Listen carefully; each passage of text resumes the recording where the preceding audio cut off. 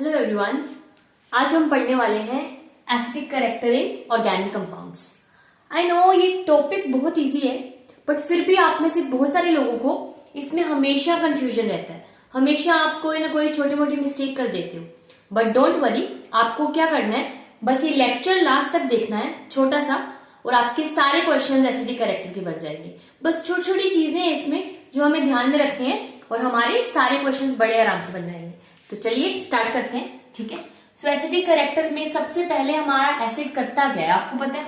आपका कोई भी नॉर्मल एसिड है तो क्या करेगा, वो कैसे टूटेगा, H+ और A- में, ठीक है। तो ये हमारा एसिड ने क्या बनाया, बेसिकली एक एनायन बनाया। इसके इस एनायन को क्या बोलते हैं हम, कॉन्जुगेट बेस, ठीक है।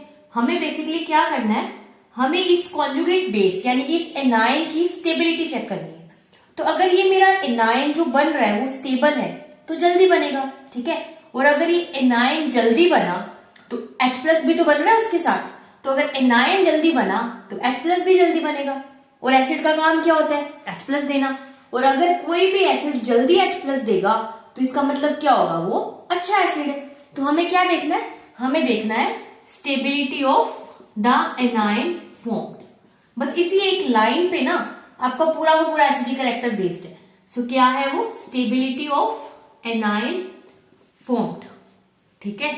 So acidic character is directly proportional to आपका जो एनायन बन रहा है उसकी स्टेबिलिटी के ऊपर। अब नेगेटिव चार्ज है, अब नेगेटिव चार्ज की स्टेबिलिटी किस पे डिपेंड करेगी, बताओ।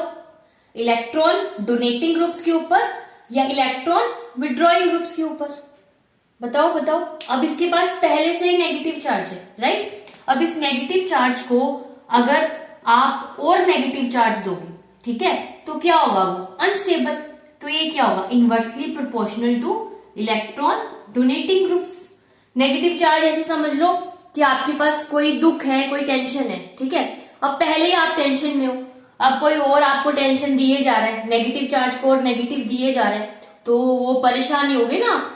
उसी तरीके से ये एनायन तो इलेक्ट्रॉन डोनेटिंग ग्रुप के इनवर्सली प्रोपोर्शनल है। लेकिन अगर कोई आपका दुख, आपकी टेंशन बांटने आ जाए, राइट, शेयर करे आपके साथ, फ्रेंड के साथ शेयर करते हो, टेंशन कम हो जाती है।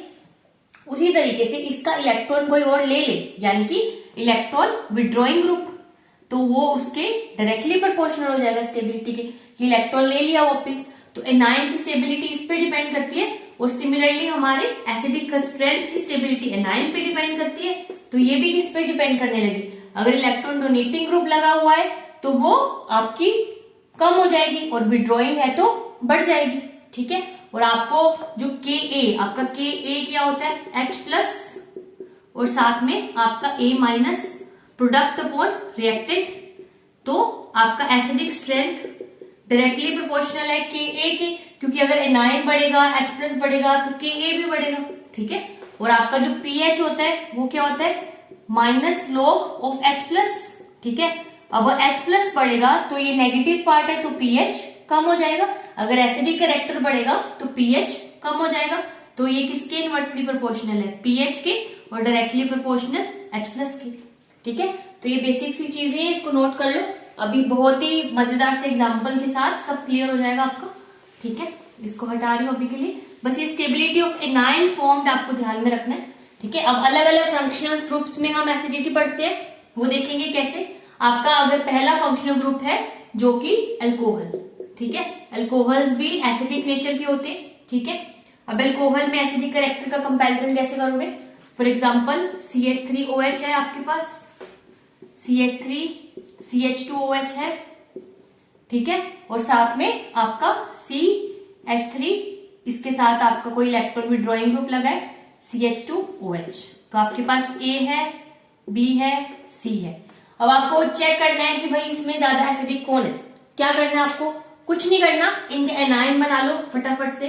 CH3O-, ठीक है। दूसरे का क्या है, CH3 CH2O-, तीसरे का क्या है, CH2 CH2O-। क्योंकि अगर वो एसिड है तो H+ देगा और एनायन देगा। अब इसमें क्या लगा हुआ है आपका extra electron donating group, CH3 क्या करता है, +I शो करता है।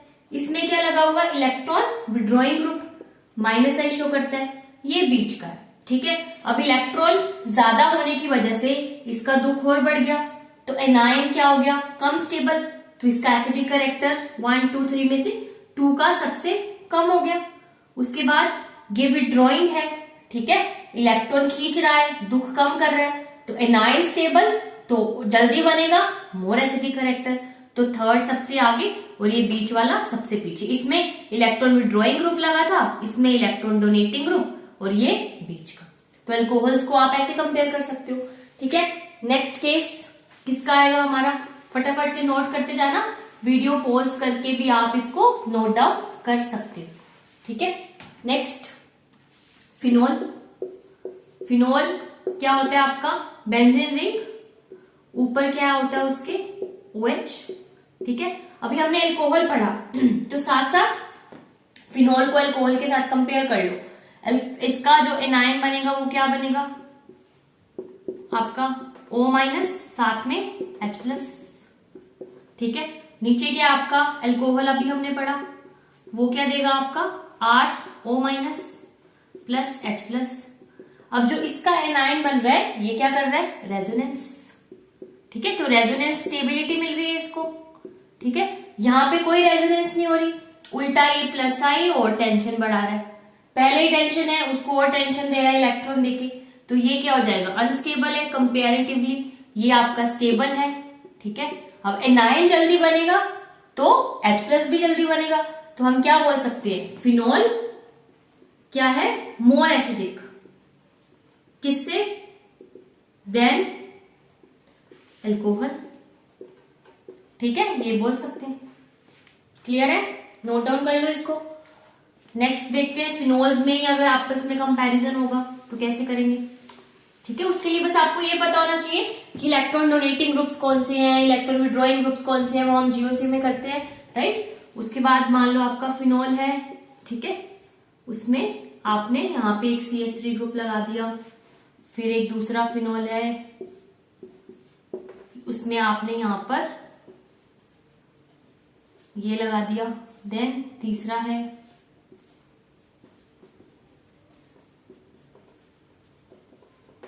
ठीक है। तो इसमें हमें क्या करना है, फिर से जैसे आपको ग्रुप्स दिखे हमेशा उसका H हटाओ, ठीक है, H हटाओ और वहां पे एनायन बना दो फटाफट से, एनायन स्टेबल तो मोर एसिडिक, ठीक है। बस हर क्वेश्चन में यही काम करना है हमें कि एनायन की स्टेबिलिटी चेक करनी है। अब देखो आपका CH3 क्या कौन कौन से इफेक्ट्स लगाता है, प्लस हाइपर कॉन्जुगेशन, राइट, और साथ में क्या लगाता है, प्लस इंडक्टिव इफेक्ट, ठीक है। और ये ऑर्थो और पैरा पोजीशन पे लगता है, सारी पैरा पोजीशंस है तो सब प्लस H लगा रहे हैं। कितने अल्फा हाइड्रोजन है, डबल बॉन्ड के इधर वाले ये कितने हैं, 3 अल्फा हाइड्रोजन, इधर कितने हैं, ये वाले 2 अल्फा हाइड्रोजन, ठीक है। और इधर कितने हैं, 1 अल्फा हाइड्रोजन, ठीक है। So more the alpha hydrogen more the hyperconjugation, और हाइपर कॉन्जुगेशन इलेक्ट्रॉन डेंसिटी बढ़ा रहा है, नेगेटिव को और इलेक्ट्रॉन दे रहा है, बट हमें चाहिए ही नहीं, और उसके पास पहले ही नेगेटिव है, तो ये क्या कर रहा है, उसको अनस्टेबल, ये कम दे रहा है, हाइपर कॉन्जुगेशन जो है वो ज्यादा डोमिनेटिंग होता है। अब आप सोचोगे इसमें तो ज्यादा एल्काइल ग्रुप लगे हैं तो इंडक्टिव ज्यादा है, यस ज्यादा है, पर अगर हाइपर कॉन्जुगेशन लग रहा है तो हाइपर कॉन्जुगेशन को ज्यादा प्रेफरेंस मिलेगी। तो 1 2 3 में से आपका 1 2 3 में से सबसे ज्यादा स्टेबल कौन सा हो जाएगा, जिसमें कम अल्फा हाइड्रोजन है, 3, फिर कौन सा 2 अल्फा हाइड्रोजन वाला, फिर 1, क्योंकि एनायन स्टेबल तो एसिडिक कैरेक्टर का ऑर्डर भी आपका एनायन की स्टेबिलिटी के साथ ही आ जाएगा, ठीक है। क्लियर है, नोट डाउन कर लो इसको भी फटाफट से, ठीक है। नेक्स्ट एग्जांपल किसका ले लेते हैं, कार्बोक्सिलिक एसिड, उसमें भी पढ़ते हैं, राइट। यस, अब कार्बोक्सिलिक एसिड में क्या होगा, उसमें भी आपको यही देखना है, एनायन का स्टेबिलिटी, COOH, यहाँ पे सपोज NO2 ग्रुप लगा है, ठीक है, और यहाँ पे आपका COOH OCH3 ग्रुप लगा। अगेन करना क्या आपको, वही करना है, सिंपल, H+ हटाओ और एनायन बनाओ, कहानी वही है, सब कहानी सेम है लास्ट तक, कुछ बहुत ही सिंपल सा टॉपिक है, बस हम लोग ऐसे मिस्टेक्स कर देते। अब NO2 क्या है? Electron withdrawing group -M, OCH3 electron donating group +M। तो ये इलेक्ट्रॉन को और इलेक्ट्रॉन दे रहा है, मतलब उसको अनस्टेबल कर रहा है। ये इलेक्ट्रॉन की टेंशन कम कर रहा है इलेक्ट्रॉन लेकर, तो ये उसको स्टेबल कर रहा है। और एनाइन स्टेबल कौन सा? ये तो एसिडिक कैरेक्टर का ऑर्डर भी तो यही होगा ना, 1 बेटर देन 2। बस ठीक है, क्लियर है। अब आपके कार्बोक्सिलिक एसिड में एक छोटा सा स्पेशल केस है जो आपको ध्यान में रखना है, विच इज SIR इफेक्ट। ठीक है, इसको मैं अलग से किसी वीडियो में डिटेल में भी समझा दूंगी, अभी के लिए थोड़ा सा बता देती हूँ आपको। SIR is steric inhibition of resonance. ठीक है, बस आपको एक चीज ध्यान में रखनी है, उससे आपके सारे क्वेश्चंस बन जाएंगे।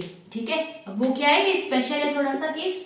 ये क्या? अगर आपके COH ग्रुप के यहां पे कोई भी ग्रुप लगा हुआ, कोई भी मतलब चाहे वो इलेक्ट्रॉन डोनेटिंग ग्रुप है, चाहे वो इलेक्ट्रॉन विड्रॉइंग ग्रुप है, ठीक है, तो ये कंपाउंड आपका मोर एसिडिक हो जाएगा। किससे? आपके नॉर्मल COH से। क्यों?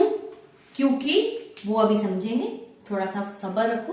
ठीक है, तो यहां पर अगर ग्रुप लगा हुआ है ऑर्थो पोजीशन पे, तो आपका ये कंपाउंड इज मोर एसिडिक। फिर आपको ये नहीं देखना इलेक्ट्रॉन डोनेटिंग है या विड्रॉइंग, ये कब ध्यान में रखना है? सिर्फ एसिड्स के केस में, बेंजोइक एसिड के केस में, सल्फोनिक एसिड के केस में, बस, और किसी में नहीं। ग्रुप आपका यहाँ पर कोई भी बल्कि ग्रुप लगा हुआ है आपका यहाँ पर, ठीक है, बल्कि ग्रुप, जैसे कि CH3 को भी बल्कि मानोगे, ठीक है, वो लगा है तो आपका ये ज्यादा एसिडिक हो जाएगा। क्यों हो जाएगा? समझाती हूँ आपको। ठीक है, ध्यान से देखो, बहुत इंपॉर्टेंट है ये SIR इफेक्ट। आपको ऑर्थो इफेक्ट भी बोल देती हो आप इसको, क्योंकि ऑर्थो पोजीशन पे लगा हुआ है। ठीक है, यहाँ पे होता क्या है बेसिकली, आपका यहाँ पे आपको पता है आपका एनायन बनेगा। ठीक है, यहाँ पे आपका कोई ग्रुप लगा हुआ है, तो आपको पता है जब भी एनायन बनता है आपका नॉर्मल केस में, तो वो क्या कर रहा होता है? रेजोनेंस। ठीक है, ये रेजोनेंस कर रहा है इसके साथ, लेकिन आपका ये वाला डबल बॉन्ड इस रिंग के साथ भी तो रेजोनेंस कर रहा है। ठीक है, अब ये रिंग के साथ रेजोनेंस करेगा तो इसको कम मिलेगा ना रेजोनेंस, ये इसके साथ भी तो कर रहा है रिंग के साथ, ये वाला डबल बॉन्ड। ठीक है, लेकिन जब यहाँ पे कोई ग्रुप लगा होता है तो क्या होता है, आपकी जो रिंग है और जो CO ग्रुप है वो एक ही प्लेन में थे, अब वो रिपल्शंस की वजह से आउट ऑफ प्लेन चला जाता है। रिंग अलग प्लेन में और आपका CO ग्रुप अलग प्लेन में, जिसकी वजह से आपका ये वाला जो रेजोनेंस है वो नहीं हो पाता। अब ये वाला रेजोनेंस नहीं होगा तो इस नेगेटिव चार्ज को ये CO पूरा का पूरा मिल जाएगा। यहाँ पर क्या हो रहा था, इसको कम मिल रहा था, क्योंकि ये ऊपर वाला नीचे से भी दोस्ती करके बैठा है, उसके साथ भी करके बैठा है, तो टाइम कम मिलेगा ना इस वाले को। ठीक है, लेकिन यहाँ पर क्या है, अब ये इसके साथ तो लड़ाई हो गई, इसकी आउट ऑफ प्लेन चले गए भाई, इसने इसके साथ दोस्ती कर ली तो वो नाराज हो गया, तो वो आउट ऑफ प्लेन चला गया, तो अब इसको ये पूरा मिल गया 100%। तो अब रेजोनेंस इफेक्टिव होगी तो एनायन की स्टेबिलिटी बढ़ जाएगी, और अगर एनायन स्टेबल तो एसिडिक कैरेक्टर भी बढ़ जाएगा। ठीक है, क्लियर है?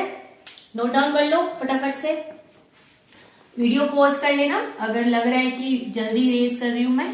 ठीक है, अभी हटा रहे हैं इसको लिए।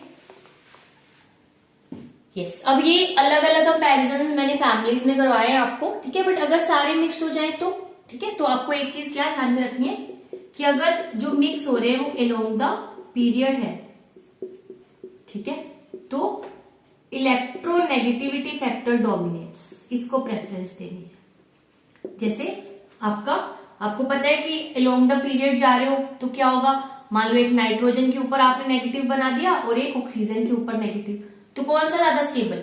Oxygen is more electronegative, negative पकड़ के रखेगा, तो ये एनायन ज्यादा स्टेबल। ठीक है, और अगर आपका कंपैरिजन है अलोंग द ग्रुप तो साइज फैक्टर डोमिनेट्स। ठीक है, यहां पे क्या है, इलेक्ट्रोनेगेटिविटी जिसकी ज्यादा, acidic strength is directly proportional to आपके इलेक्ट्रोनेगेटिविटी, और यहाँ पर उसकी एसिडिक स्ट्रेंथ ज्यादा जिसका साइज ज्यादा। कैसे? अगर आपका मान लो ऑक्सीजन पे नेगेटिव है और सल्फर पे, तो सल्फर वाला अपने ऊपर नेगेटिव अच्छे से पकड़ के रखेगा, ठीक है, तो ज्यादा स्टेबल। तो अगर इसके ऊपर आ गया तो ये ज्यादा एसिडिक। अब आप बोलोगे एलिमेंट्स बता दिए, यूज कैसे होगा, जैसे अभी देख लो आपने अल्कोहल पढ़ा है, ठीक है, तो ये आपका क्या था ROH, ठीक है, लेकिन अगर साथ में कंपैरिजन है RSH, इसको क्या बोलते हैं थाइयोल ग्रुप, तो ये क्या बनाएगा RO माइनस, ये क्या बनाएगा RS माइनस। तो डिफरेंस कहाँ आया बस इस एलिमेंट का। तो अभी मैंने बताया आपको इसका साइज बड़ा है, ये अपने ऊपर ज्यादा रखेगा नेगेटिव को, तो ये ज्यादा स्टेबल। तो ये वाला RSH जो है ये क्या हो गया मोर एसिडिक, ठीक है। इस तरीके से आप इसको भी कंपेयर कर सकते हो, ठीक है। ओवरऑल इस तरीके से इसको मैं हटा रही हूं, ठीक है। तो हम बोल सकते हैं कि आपका जो अब अल्कोहल और वाटर, अब मैं कुछ स्पेशल केसेस बता रही हूँ आपको, जैसे आपका ROH है, ठीक है, और आपका साथ में क्या होता है वाटर। तो अगर मैं पूछूं कौन ज्यादा एसिडिक, तो आपका RO माइनस बनाएगा ये OH माइनस। तो R क्या है इलेक्ट्रॉन डोनेटिंग ग्रुप, तो ये अनस्टेबल कर देगा। तो कौन ज्यादा एसिडिक होना चाहिए, राइट, वाटर आपका मोर एसिडिक होना चाहिए, ठीक है।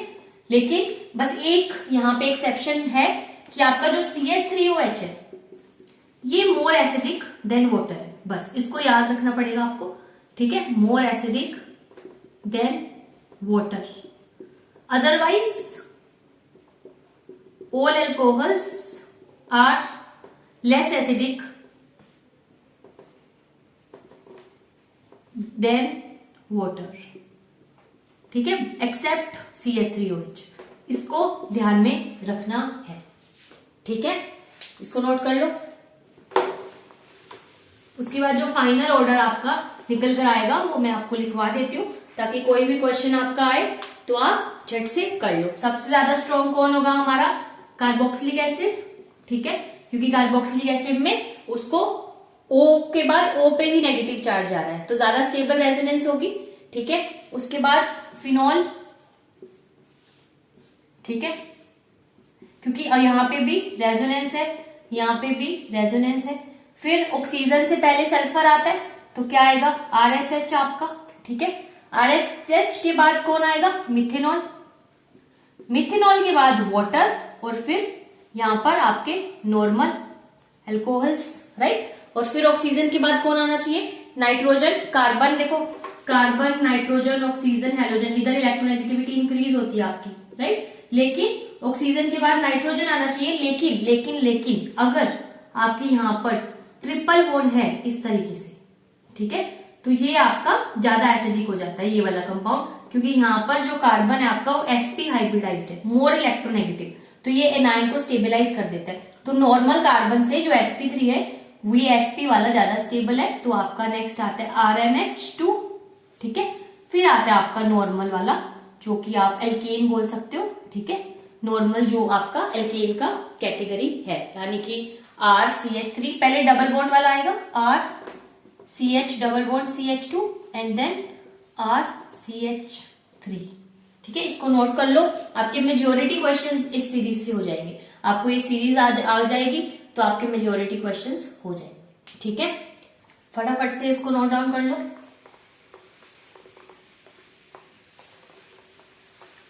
ठीक है, एक और कैटेगरी का क्वेश्चन आता है वो मैं आपको बता देती हूँ लास्ट फटाफट से, ठीक है।